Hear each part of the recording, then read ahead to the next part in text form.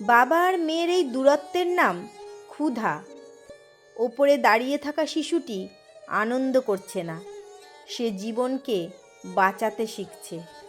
নিচে দাঁড়িয়ে থাকা মানুষটি শুধু একজন শিল্পী নয়, তিনি একজন বাবা।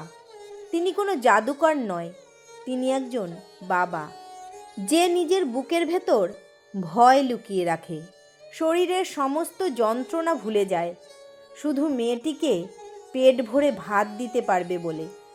এই উঁচু বাঁশের মাথায় মেয়েটিকে উঠানো হয় খেলা দেখানোর জন্য, কিন্তু এর আসল নাম ক্ষুধার বিনিময়ে সাহস বিক্রি।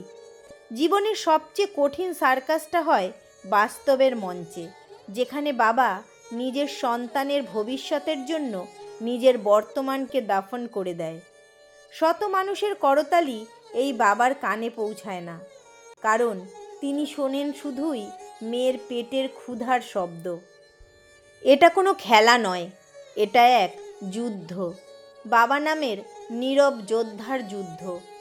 নিচে করতালি আর ওপরে জীবন মৃত্যুর খেলা। মেয়েটির মুখ যেন বলছে, বাবা, আমি ভয় পাই না, কারণ আমি জানি তুমি নিচে আছো। এই দূরত্ব, এই বিস্ময়, এই সাহস, সব কিছুর নামই হয়তো বাবা।